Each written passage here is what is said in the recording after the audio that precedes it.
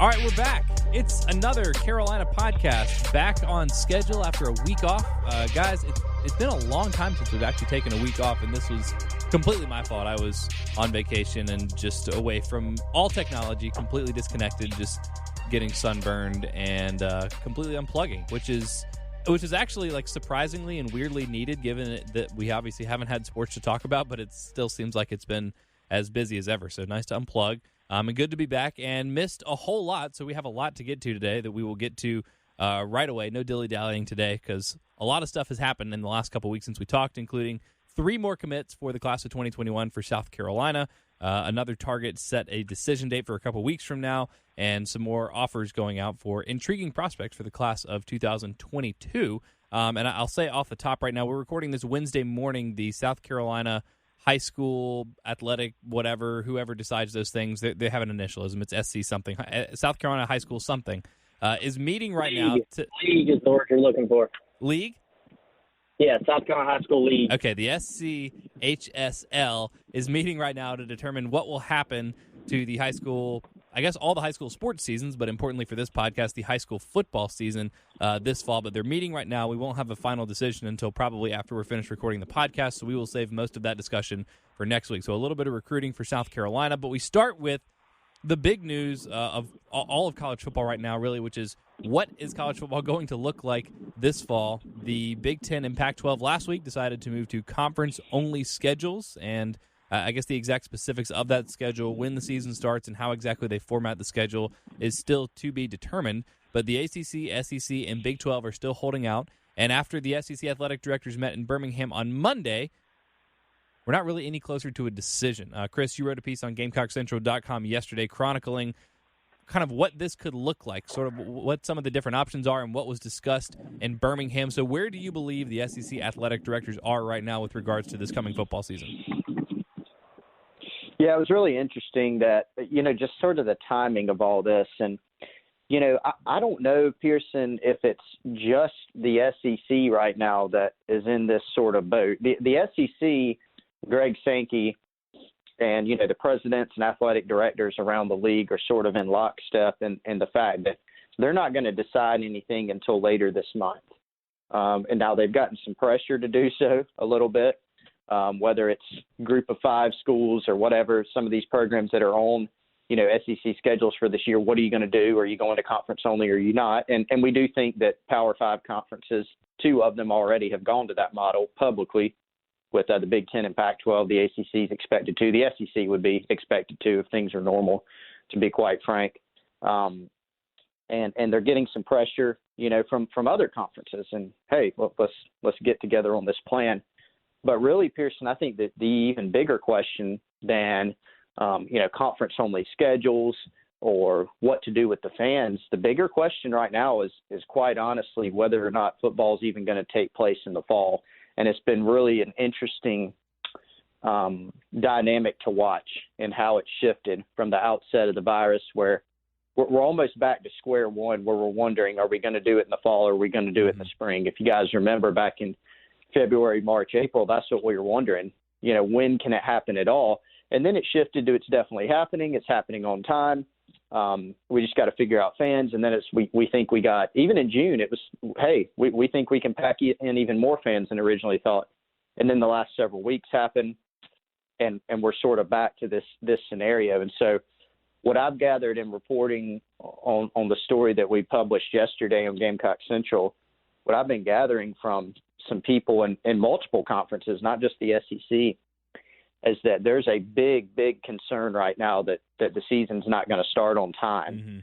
Mm-hmm. And not just on time, but that it might have to be pushed all the way to spring. It seems like the last hope right now for a fall season is a later start and a conference only, which, conference only, like I said, has already been announced and the winds are already blowing that way anyways.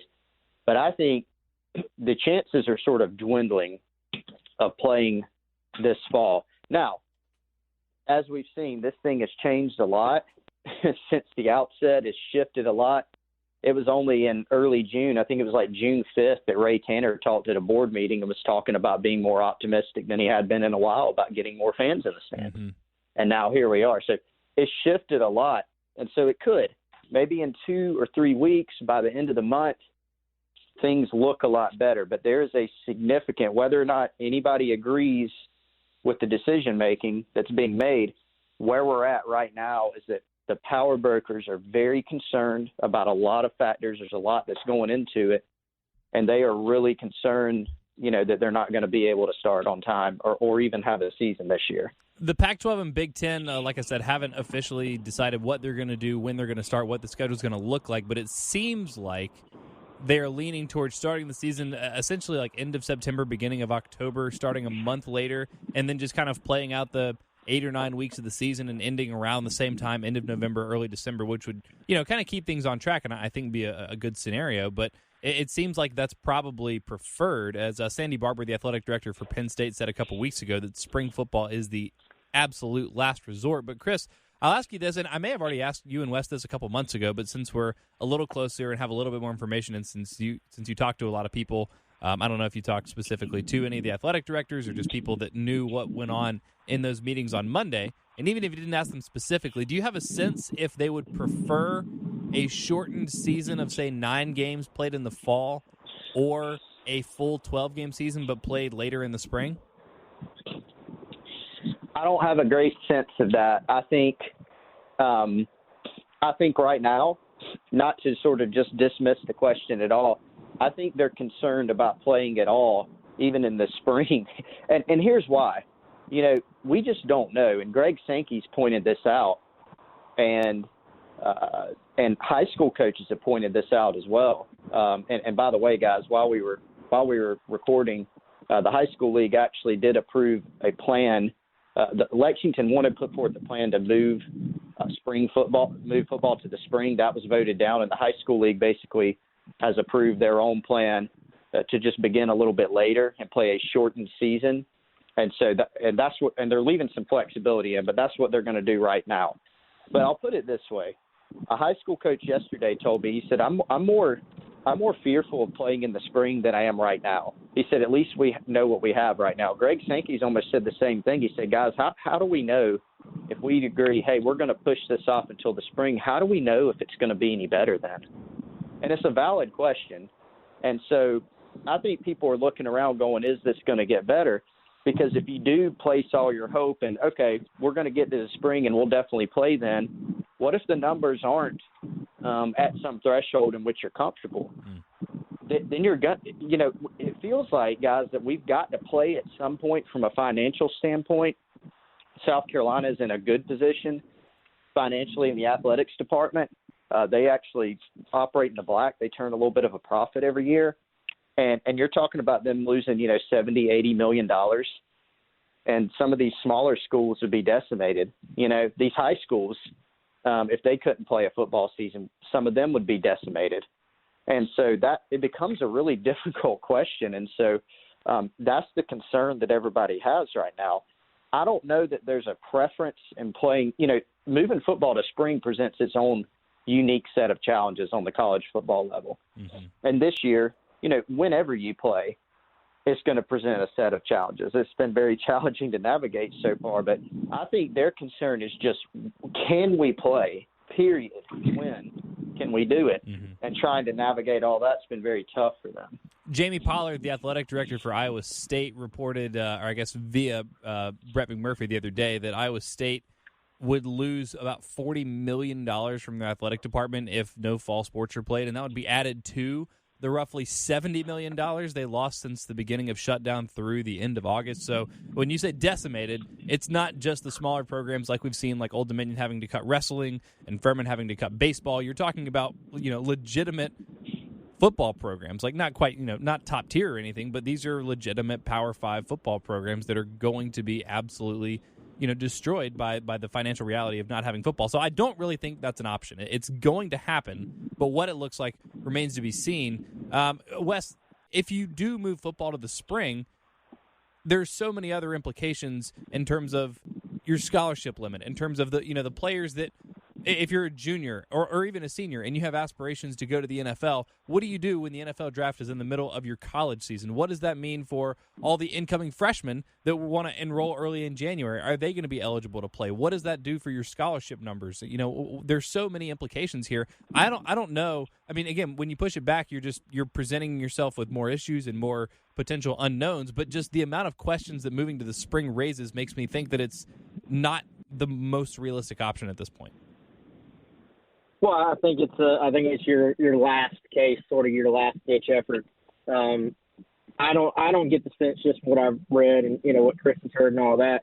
I don't think anybody wants to go that direction. Now, if you have to, you have to, I guess. But and I don't think it's necessarily scholarship numbers. I mean, I think at this point they'll just they'll just, much like with baseball and the other sports that got canceled, you can shift stuff around, you can shift rules around as far as scholarship numbers go, but. I mean, the big thing is like Chris said, I mean, let's rewind. 3 months ago, if you looked at the projections of daily cases, as far as what the daily cases were at that point, and then looked ahead till, to the middle of the summer, almost all the projections had the daily cases being almost nil in the United States by now. So at the time, there was all this confidence and growing confidence, like Chris pointed out, and it was like, okay, guys, time is on our side. I think Ray Tanner probably mentioned the time that they had to figure things out many times, and I think at this point you're almost getting to that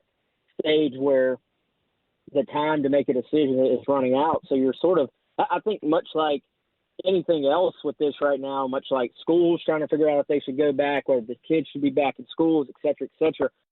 I think you're really left with no good decisions. You're just trying to find the best of the bad decisions, honestly. And also, I think worth pointing out, there's maybe a misconception from people. You always hear about, well, these athletic departments are making millions of dollars.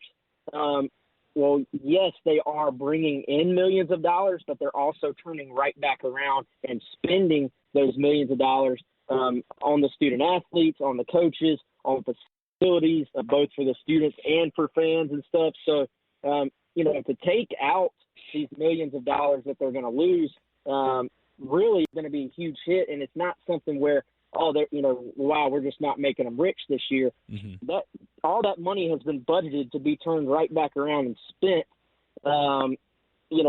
throughout your athletic department. And as we've said many times, your football program drives all your minor sports in your athletic department. So, the financial implications are huge. Even conference only, if it comes to that, you're taking a hit. But I think it's probably seen as a much more manageable hit. I don't want to speak for all the athletic directors, but my guess would be if you gave them a choice of, hey, you could get through the entire conference slate this fall versus trying to play a 12 game in the spring, my guess is they're all would want to take their chances with the conference slate in the fall and keep most of your TV content coming, keep it during the time everybody's used to watching football. Mm-hmm. You're not competing with all the other sports, and go from there, is my guess. I think yeah, go ahead. Oh, could I jump in real quick if you don't mind, Pearson? Yes, I was going to say that's a great point, Wes. And the more I think about it, I should have mentioned that earlier. In that, I guess I was just trying to make a broader point of the people want to play. Period. I guess it is a good point, a valid point to be made that the preference would be, if possible, to play it this fall because of what you said. The athletic department money is something that Pollard pointed out in that letter that you mentioned, Pearson, is that, hey, if you move football to the spring, okay, number one, you got the problem of are you going to feel comfortable enough to play it? So at some point you got to decide we're playing, and here we're either going to do it then. If we get to spring, we're definitely going to do it. Okay. It doesn't matter if the cases have tripled from what they are now, you got to play it, to be able to get it in, or you just play it now because you feel like you got to play. But, the athletic department, like the expenses that they have, they continue. You've still got to pay your coaches. You can cut some things across the board, but you got to pay your coaches. You got to, have, apparel costs and food costs and all these different things that we don't really think about on a day-to-day basis. I mean, South Carolina, I think their budget for 2020 is they were going to spend $114 million. So if you go through a whole fall season, you're talking about several months of no revenue at all. You know, the SEC's TV distribution will come, later. And that's last time it's $44.5 million per school. So it's a big windfall. But will that be affected? It could. The ticket revenue and things like that you bring in can be affected if you don't have it fall. So how are you going to be able to make up that money for a period of several months? You may not be able to, because, as I mentioned, South Carolina operates in the black, but their margins are still pretty close. Their budget last time, I think, $114 million in expenses and $127 million in revenue. So that's, hey, if you got a $13 million, margin there, that's really good actually for an athletic department, but it's not that much. So your expenses are just about staying the same, but that lack of revenue is really tough. So that's a great point that, the athletic directors would certainly prefer to play in the fall. But obviously the biggest, even bigger issue is these teams are going to have to play at some point, period, to make things sustainable from an AD standpoint.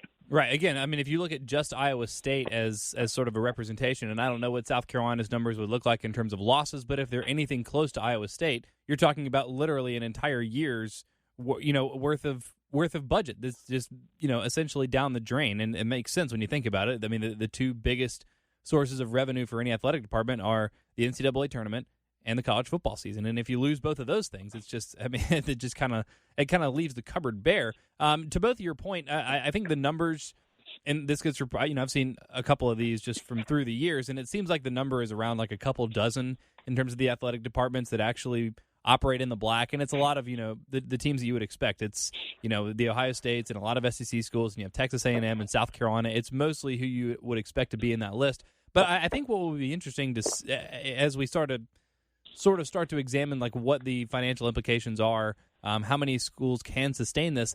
It's always been interesting to me. I heard Ryan Russillo, talk about this on his podcast a couple weeks ago, and I thought it was a really interesting point, and one that we don't talk about a lot. I mean, these universities, these are nonprofit organizations. So whatever you make in excess, you put back into your program, and that's why you see schools that build these amazing facilities, and like the facilities that Carolina's built in the last couple of years, like we see all over the place. That's kind of what you do with your excess, because I mean you're not really supposed to be operating in the black. And I was fascinated to see that Georgia had sort of a rainy day fund set aside. Basically, I don't remember when I saw this. This was a couple months ago. This was when football season was really still up in the air, I guess, as it is right now. And it was like, yeah, it's going to be a big hit. Some places like Georgia have this rainy day fund. I'm like, how do you do that? Like, isn't this supposed to be a nonprofit? But the point is, these athletic departments that make a lot of money end up investing it in themselves. And you're right that a lot of that goes into supporting the non-revenue sports, which is basically everything except for football and basketball. And on a good year, South Carolina's baseball program will break even. But I wonder, when push comes to shove, and when really pushed, and when you're not reinvesting that money necessarily. And look, I know a lot of money was, obviously donated to, build the Long facility and things like that around South Carolina. But when push comes to shove, in addition to, cutting maybe some coaches' salaries and some bonuses and things like that, do you have any idea, Chris, what the actual operating budget is for South Carolina? Like, what would be the bare minimum to not reinvest, to not get new uniforms, to not get new anything, not invest in future facilities or anything? What do you have any idea what the bare minimum budget would be for a, athletic year? That's a great question. To answer it in short, no, because I don't know that we have a breakout of, for example, if a school's spending $8 million on equipment for a year, well, what of that is new? What is, what I mean? It's very hard to figure out. I can tell you, there are some things that South Carolina breaks out for you every now and then in terms of the budget, but it's a little bit more general, and they tell you, hey, we expect we're going to get, say, $16 million in ticket sales, right? So you could sort of cut those out and things like that. USC's already said they hope to save $8 to $10 million this year, on their operating costs. But is that from the $114 million? Are you only taking $10 million out of that? You're still at $100 million. If so, that's still a lot of coin. Mm-hmm. So I don't know what the bare minimum is. You would think at the minimum, you take salaries, for, say, your head coaches, your assistant coaches. That's going to be that's honestly the bulk of what you're paying, right? Per year. I mean, that's a huge aspect when you're talking about coaches, support staff, athletic salary.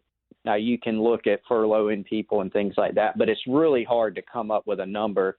We could try to sit down with some official at the university and say, what is your bare minimum? And maybe they'd be able to come up with something. I'm sure they have, because they have had to run all these different scenarios. But I have not heard what that number is, to sustain things. I do feel pretty comfortable saying it'd probably be pretty high. It's still going to be a pretty high number. I mean, if you cut it in half, which is that even feasible? I don't know, without sitting here running the numbers. You're talking, $60 million. Mm-hmm. And then you're talking about how much are you bringing in, especially during those few months when you're having to continue to operate.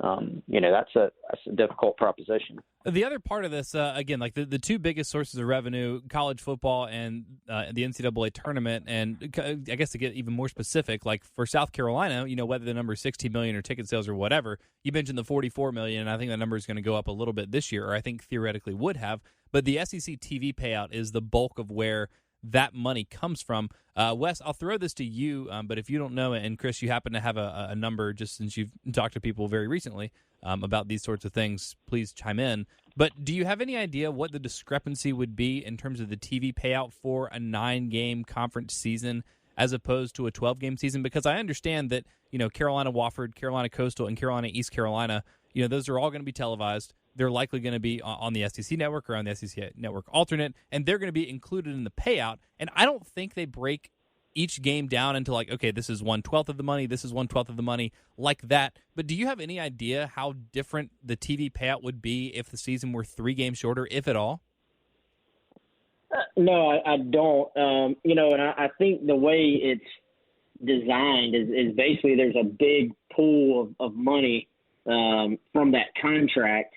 And then at the end of the year, I think, and Chris, you can hop in if from what I remember, basically you have a decent idea of what that number is going to be each year. Even then, I don't think exactly until, it's all figured up and divided at the end. And it's I think last year it was something like $330 million or something that was divided up among each school, once those checks were sent out. So, I mean, I would imagine there's something deep in the contract that stipulates what happens, if things are, I guess, changed like that. And I would imagine that maybe even that's something that could be negotiated, because if there are less football games, but you're still are you getting more eyeballs on your 8 or 9 games, than you would have if there were more games potentially. Maybe that's something that can be worked through. Right. I think it would just depend on the exact language of the contract. Does that make sense? I mean, I would imagine you sort of, if you're the SEC and you're ESPN, you'd maybe sit down and say, all right, where are y'all at on this thing? Where are we at? Is there any way, what exactly does the contract say? And are those 8 per team SEC games more valuable than they were before, just because of supply and demand, and that, there's less games, but everybody is dying for some football. All right, well, Wes, you said supply and demand there, and I think that's a really good point, because even if you're playing fewer games, and so theoretically you would have, less revenue, fewer opportunities for advertisers, I think you hit on 2 things that are really good points. One, just the general demand for sports right now, and especially football, and especially because we're used to it being there. But the other part of it, and Jay Phillips and I were talking about this, I guess, off the air yesterday, but just go through everything in the spring that sort of ends up being competition in terms of television. You have, the end of the NFL season, but it seems like if they do a college football season, they'd wait till after the Super Bowl, which is a good idea, but you still have the draft combine, you still have the NFL draft, you have the end of the NBA regular season, you have the beginning of the baseball season, you have the NBA playoffs, depending on when exactly the college football season starts. But you have a lot of things that are competing for sort of airtime, for headlines, for all those kinds of things. In the fall, you have NFL. And, the NBA is probably not going to be starting until December, so that really won't be a competition unless college football starting way later. I guess you have a little bit of regular season baseball and a regular season, playoff baseball, which doesn't have the same kind of national draw that it used to, much more regionalized now. But, other than that, so I wonder, and again, like you'd have to ask the ADs and you'd have to ask TV executives and the people that ink these contracts and things like that. But I wonder if just because of supply and demand, it would just be more valuable for the networks to have the 9 games in the fall as opposed to having the 12 games in the spring, and if that wouldn't help balance out, I guess, just sort of like the finances. Yeah, I think they could, you obviously right now there's not many sports available, and clearly there's going to be a shortened, at least we hope they can get through it, Major League Baseball season, a shortened NBA season coming up soon. But, the fact that people are dying for some football right now and just really miss that aspect, I think, of their lives. We know how important football is to a lot of people. And, I think there's certainly going to be a demand for that, and maybe that's shown in the ratings. Now, this thing goes so deep right now, it'd be hard to actually know what the numbers would look like. Would it really be more valuable? But, we keep saying a 12-game spring schedule. We're assuming that's even possible when we say that.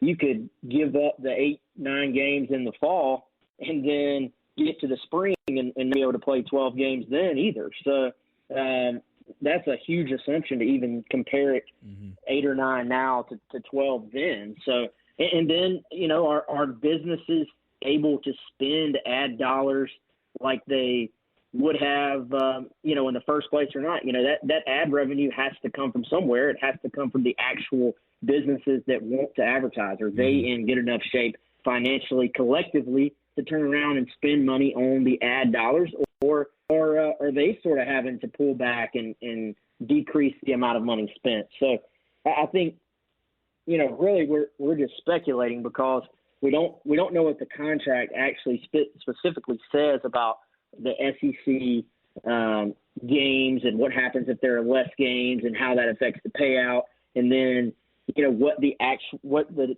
TV deal is actually going to bring in with all these companies potentially being, cash strapped right now because of the effects of the virus on their own companies. And, the other side, what does the virus look like? This virus is affecting pretty much everybody economically right now, from business to business. So all these things sort of add together, I think, to create the ultimate answer to that question.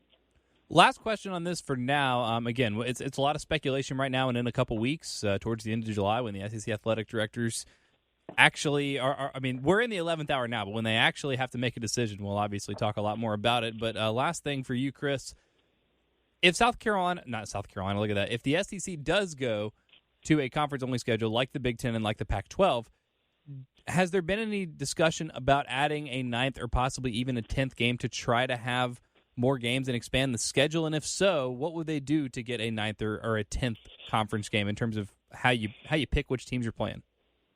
Well, there's been a lot of discussion across conferences and different ideas about what to do there, whether you say, hey, there's been a lot of them. So, for example, one I heard within the SEC was let's play 9 in conference, and then let's try to do a +1 out of conference. I'm inclined to think that may not happen because you're out of conference if it's, say, a team from the Pac-12 or the Big Ten or some other conference that says we're only playing conference games, and that makes it difficult, right?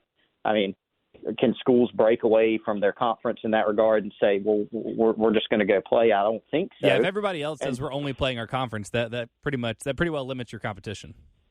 Right. And so that makes it quite difficult. So, but there's some flexibility. And the Big Ten mentioned in their plan, one reason that they're going to, go to conference only is that it gives them some flexibility. So that flexibility would be for several different things. It could be to build out your schedule to 10 games, because the other thing that, we've mentioned here in the past is the college football playoff. A lot of people think, hey, you need to play 10 games. If everybody in the country plays 8 games, what are we going to do with the playoff?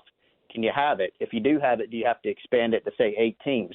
That's an entirely different conversation. But, maybe it gives you some flexibility to play a bigger schedule. than just your regular conference slate. Some conferences obviously play 9 games already. So do you add one to that, within your conference? Do you play, there's been discussions about doing home and homes with just a set number of teams.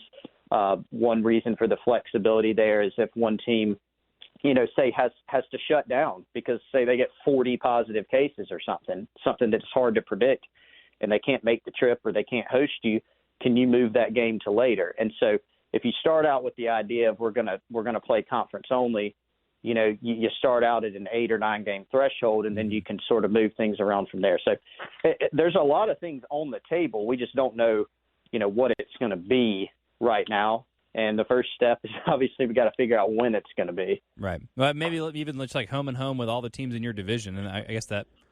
Well, I guess you're 7th. That would get you to 12, but something like that. I don't know. Okay, I said that was the last thing, and I lied because I thought of one thing as you were talking.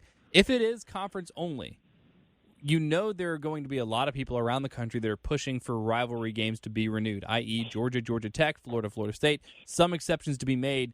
Chris, do you think that anybody within the University of South Carolina Athletic Department will agitate to get Clemson put back on South Carolina's schedule if they try to go conference only?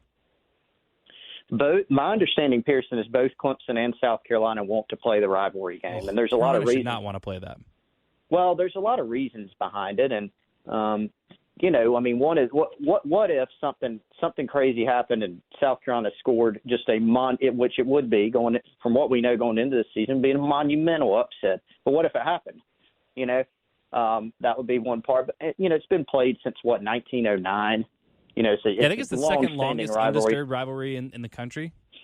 Yeah, then you get, then you consider all the other things. I mean, it's at Clemson this year, but you talk about, all the other things that come with it. I mean, there's just a lot there. And so that is what I've been told is that both schools would prefer to play it. Now, it's already been reported. It hasn't been officially said by the ACC, but it's been reported that they're, going to move to that conference-only model. I mean, that's everybody's expectation for whenever – if we play football this fall or we move it back, it's going to be conference only for probably everybody. And so I just don't know how you do that logistically if you have one or both conferences saying we're doing conference only and then you start making exceptions.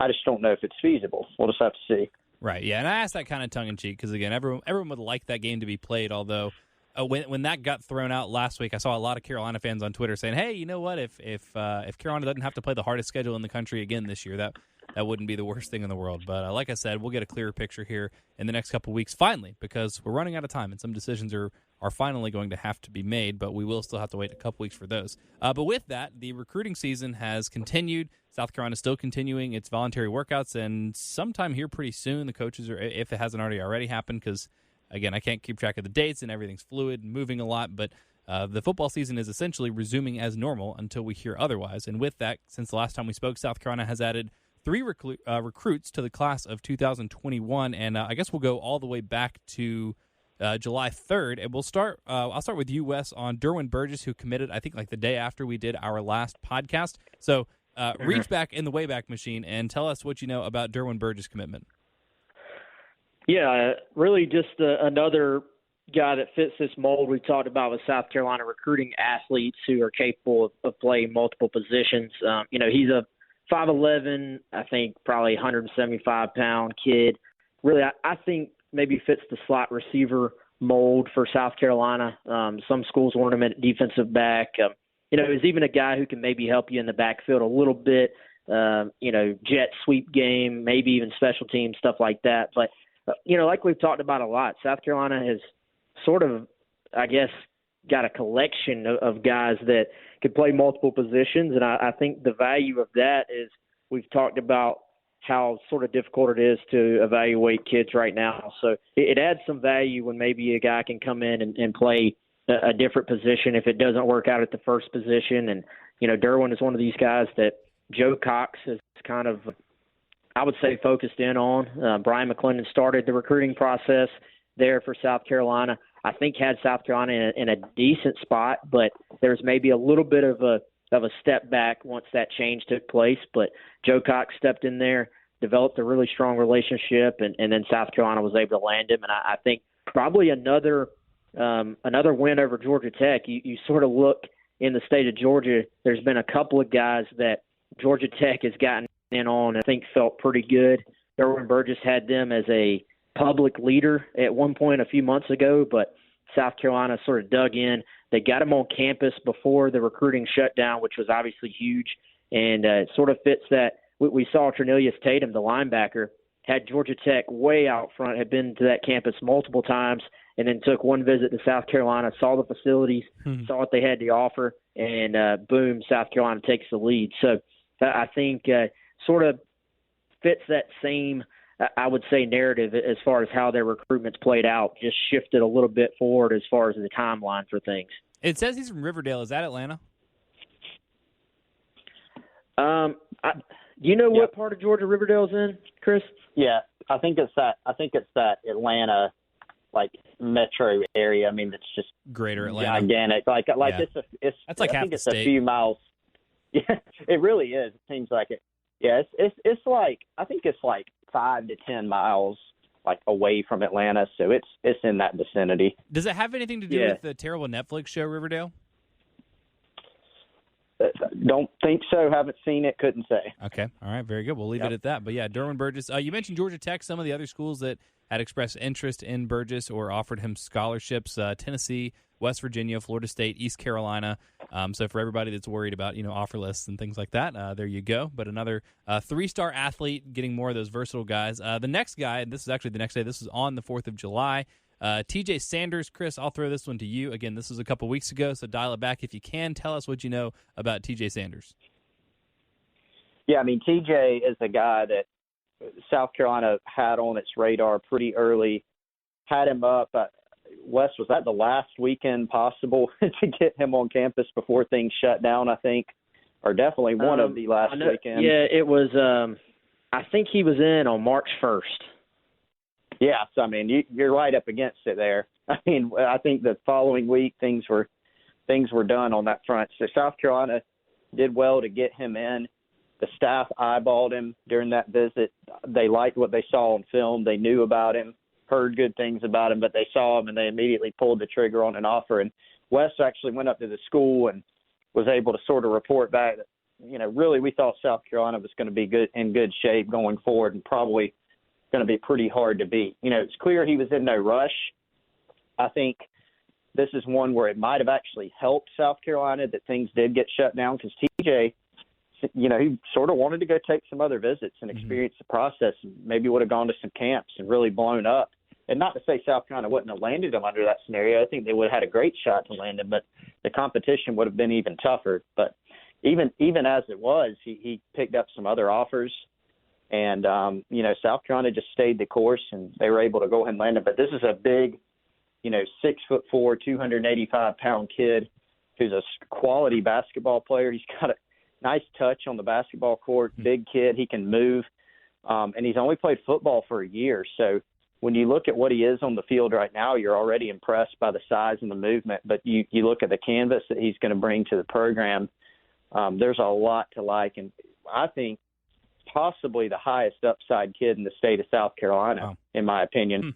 And so a guy that's a really good get, I think, for the staff, has a lot of potential. Yeah, but local kid, you mentioned Marion, but offers from NC State, Syracuse, Tennessee, Virginia Tech, West Virginia, Wake Forest, a lot of places like that. So very intriguing prospect there for Carolina. And, Chris, I'll ask you, and then I have to go back to West to ask about Burgess, because I said I was going to do this, and then I kept forgetting to do it. But in this season of uncertain recruiting, does this feel more like a reservation or a true commitment?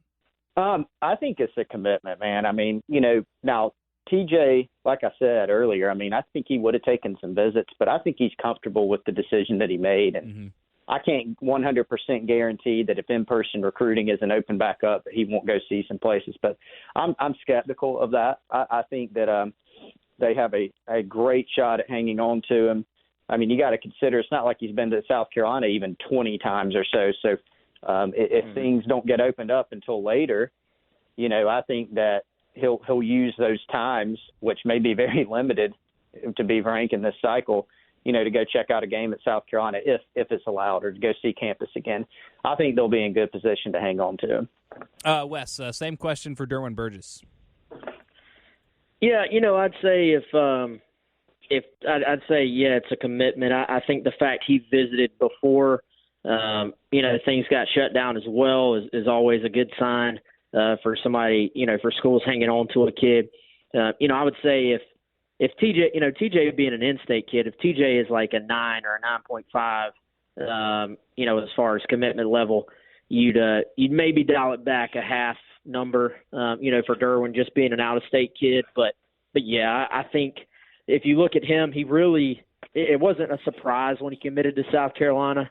And I think he had sort of thought about that for a number of weeks and maybe even longer than that before he actually went public with the commitment. And generally, to me, those guys tend to, when a guy sort of has a decision date set and then is going back and forth leading into the decision and there's a little bit of uncertainty, maybe that's a guy to track. But when, it's a situation like Burgess where we had heard for weeks leading up to it that South Carolina was in good shape, a commitment is coming soon, that generally means the kid has taken his time and thought through it. Now, there's always a caveat. What happens if somebody new offers and grabs their attention?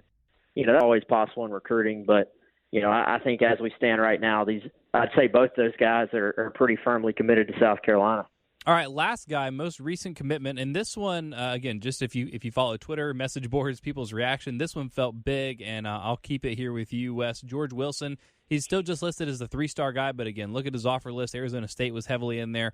Michigan State, Ole Miss, Oregon, Penn State. Hey, John Scott Jr., y'all probably remember that name. I think he was was Wilson's recruiter up at Penn State. Tennessee again, Virginia Tech. So good offer list. But 3-star George Wilson out of Virginia Beach, Virginia, committed to South Carolina. West, what do you know about George Wilson? Yeah, well, and the biggest competition there, I would say, would be North Carolina. And not a surprise that John Scott Jr. was involved. I think he's offered every single player that South Carolina has offered on the defensive line to this point. So not a surprise that he was after George as well. And even, Penn State, I think for a while, if you sort of follow the predictions and stuff, was maybe an earlier favorite than most people thought when North Carolina, jumped in and offered him kind of late, but quickly jumped into the top 4. That was sort of the perceived favorite. But in the last, I would say, week, 2 weeks, few weeks, somewhere along that way, South Carolina really just locked down, made a huge push for him, and was able to sort of finish off his recruitment after they've been on him since, I think, last October. They were only his 3rd offer, so they were able to get it early. Kyle Krantz, again, did a great job in the state of Virginia. Mike Peterson, who is, I would say, just silently handles his business at his position, was really big, I think, with Jordan Burch last class, and now was sort of quietly really big with George Wilson. And I think he's a perfect fit for that buck position. I mean, 6'5", 215 pounds, is a basketball kid. So a lot of times it's hard for those guys in high school to put on much weight because there's so much running in basketball. This kid is actually a really good basketball player. He's a 4-year starter for a school that won the state championship in basketball last year. And, most of the time once those guys get in, when you have a frame like that, you put them in a college weight program, they instantly start gaining muscle and gaining weight. So I would expect that to be the case with him. But speed, man, quickness, he can change direction once he gets in the backfield and finish up, getting to the quarterback. I talked to one of his coaches, I guess that was earlier in the week, maybe Monday afternoon, and he was like, man, this kid just every day at practice does something that we look around and are like, did you just see what he just did? So I think he's a freak of nature athletically and maybe a little bit raw, but somebody that Mike Peterson is going to have a lot of fun coaching up at that buck position.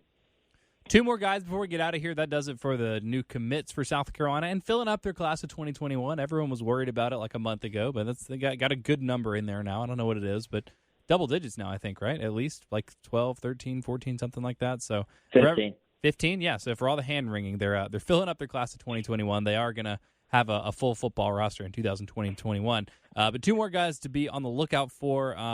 Chris, I'll stick with you, Wes, and we'll finish with Chris because Ontario Brown. I keep wanting to call him Antonio Brown because it looks very similar if you just extend the R. But Ontario Brown has set a commitment date, and he's also for the class of 2021. I think he's a kid that we've said for some time, if people are paying attention on our Gamecock Central message boards, probably there were probably 4 guys at running back that we've been continuously tracking and that we told the fans to continue to track, and as possibly in that second running back in the class. For, I would say, the last couple to few weeks, we've said Ontario Brown is probably the one to watch there as the best bet. To be the next running back. He's now set that date for August 5th, which obviously not very far down the road. And, I think South Carolina's in good shape. This is the kid that Des Kitchings really found early on, was the first to offer. We've seen some other schools step in, NC State, Virginia Tech, probably the bigger schools. I think Virginia Tech is probably South Carolina's biggest competition right now. That's the top 2. But, yeah, I think South Carolina's in good shape here. And comes from a school, Chad, I was talking to Chad Simmons, who does a great job there in Georgia. He saw the kid at MVP camp before everything got shut down and had no idea who he was at first. Instantly, put a 3-star on him just based on what he saw in one day of camp and said, this is somebody that I need to watch moving forward. Wanted to see him, in spring ball, wanted to see him in fall ball this year. Obviously, spring ball never happened, but there in like 10 years, there hasn't been a guy at Ontario Brown school that has gone FBS. So it's sort of an under-the-radar school there in Savannah. Not very many people have known about him, but, I think has garnered the interest of schools once word has gotten out. But South Carolina and Des Kitchings have done a good job of getting in with him. And from everything I've heard, man, this is also just a really driven kid. He's gone through some loss in his life, and just is also the type of leader and sort of lead by example, worker guy that you kind of want to build the DNA of your program around as well. So I think there are a lot of reasons that South Carolina would like to add him to the program. Last guy to talk about today, and Chris, we'll finish with you because I think you spoke to him the other day. Have your piece up on GamecockCentral.com if y'all want to read it.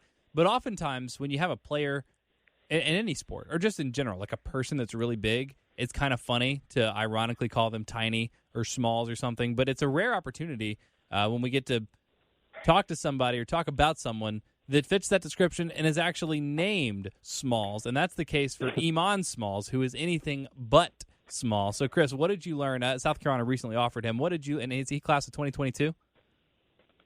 He is actually 2023. 2023, okay. So what did you learn about Iman Smalls and talking to him the other day?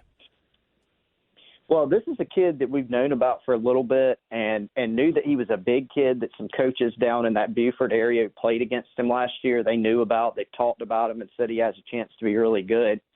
But just got a chance to look at him in person this past weekend. There was a camp at Ben Lippen, the Infinity Football Elite Series camp that's in year 1, and he was one of the participants there. And so got to look at him, and it certainly did not disappoint with the size. I think he measured in at 6'2.5" and 325 pounds.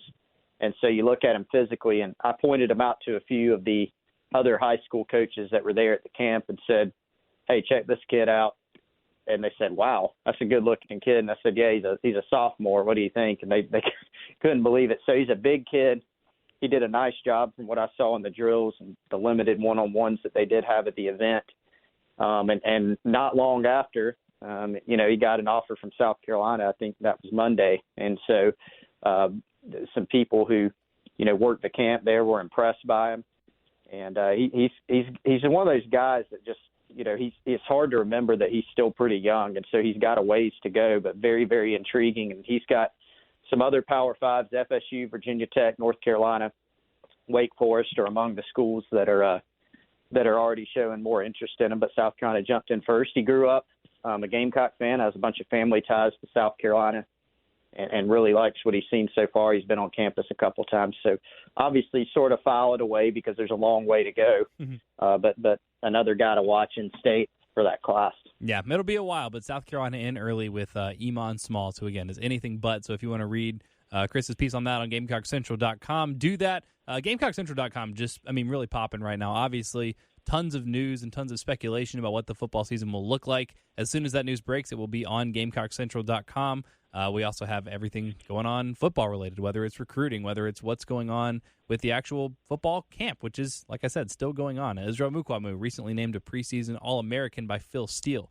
You can read that on GamecockCentral.com. Colin Taylor has a great series right now of top senior seasons, and late yesterday published the wide receiver edition, so plenty of stuff on GamecockCentral.com. Go be a subscriber there. If you're not, you're really missing out. And this is free, though. We will keep this free, the Gamecock Central Podcast Network. It's not as rangy, not as much stuff going on, but we hope you enjoy what we are doing here. And again, as we get closer to football season, we were actually supposed to start our position group breakdown today, since we're 7 weeks and change away from the season, and there are 7 position groups if you don't include special teams, which we would have lumped in somewhere else. But with a little bit up in the air, we're gonna hold off on that, and then maybe condense it and maybe roll a couple into one episode if we get a little bit closer and need to do so. But anyway, don't forget to rate, review, subscribe to the Gamecock Central Podcast Network as well. And for Wes, for Chris, I'm Pearson. Thanks so much for listening, and we'll talk to you next time.